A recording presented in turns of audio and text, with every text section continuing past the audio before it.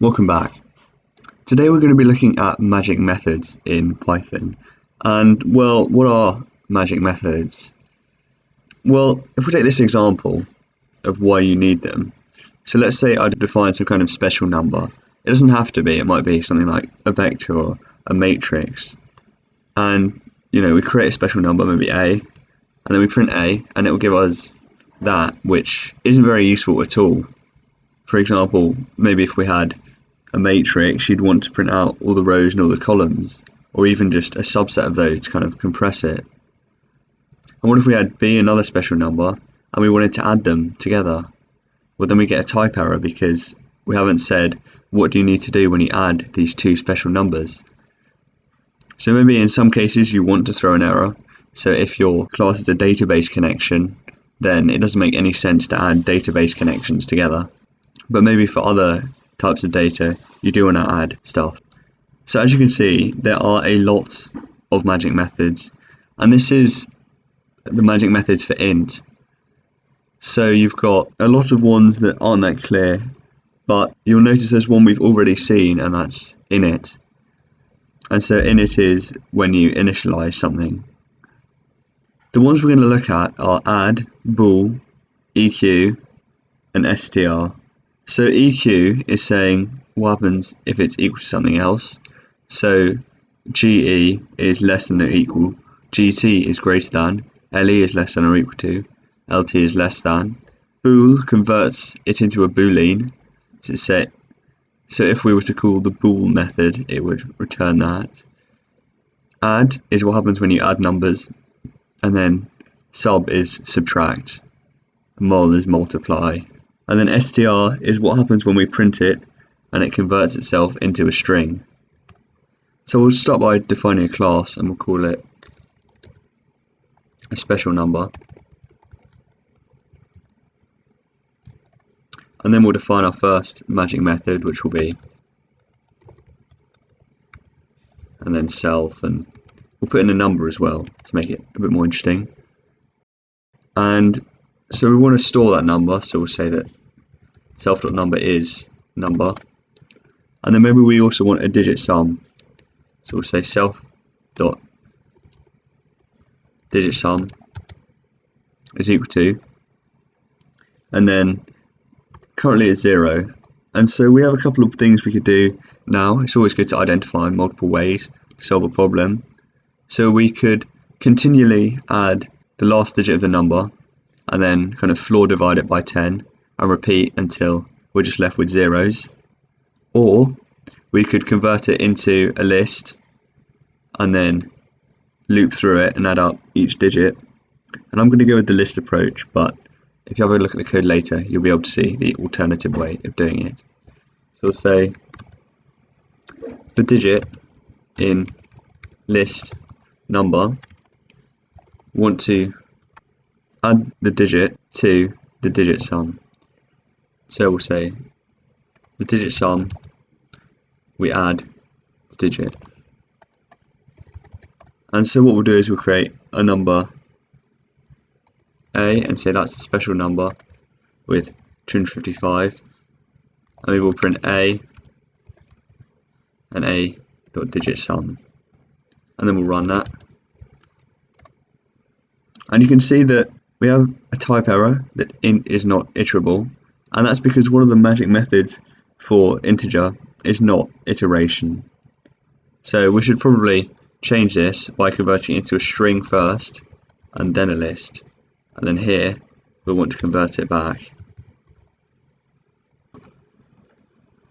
And so we can then run this, and you see that we get a special number object and a long memory location, and then the digit sum being 12.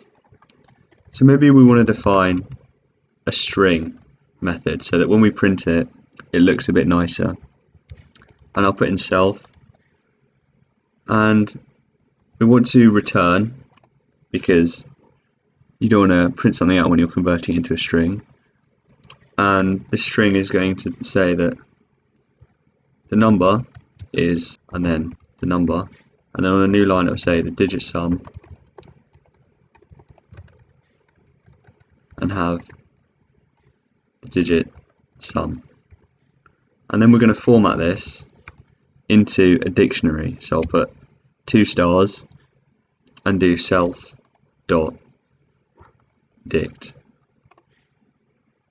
And so we can run it, and you can see we've got the number and the digit sum. And while this dict looks like it could be a magic method, we could just convert it into a dictionary, we can't actually do that. That would give us an error. So if we were to comment this out and then change the second line to a dictionary of self, you can see that we get an error because it's not iterable. So we'll leave that as it is. Then maybe we want to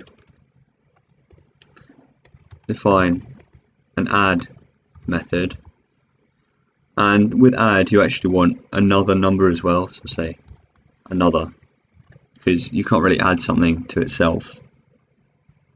And we want to return a new special number. However, this time the number is going to be our current number plus the other one's number. And so maybe here we'll define another special number b, maybe it'll be 256, and we'll print a plus b. And you can see that our new number is 511 and the digit sum is 7. Maybe alongside the sum we also want to be able to compare if two numbers are equal. And so what we'll do is we'll define an equal magic method, again with self and another. And we want to return whether the digit sums are the same. So if the digit sum is equal to the other digit sum. So if our digit sum is equal to the other digit sum, then that will be true and it will return true, but if not, it will return false. So maybe we'll define C, and we'll say that's special number 39, so you notice the digit sum is 12, and then instead we'll print A is equal to B and A is equal to C, and we expect that A will be equal to C but it won't be equal to B, and so you get false and then true. And then the last one we want to do is bool.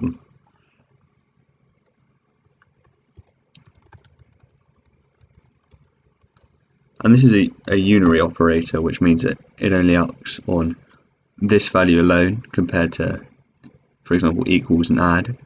So bool, what we'll do is we'll just check the number's not equal to 0. So if it is equal to 0, that's false, and if it's not equal to 0, that's true. And one way we could therefore do that is to look at the digit sum or the number. However, maybe when they type in the number, they actually type in a string, so we'll just check the digit sum. So we'll return where the digit sum is equal to 0. And so here instead we'll print the boolean of A, and we can say that's false because there should be a not equal to sign. There we go. So A as a boolean is true because it's a whole number. So now we've had a look at magic methods. You can create your own super cool classes that you can add, subtract, do whatever you want with them without being constrained to just functions. So hopefully you've enjoyed this video, learnt a lot, and I'll see you again same time next week. Till then.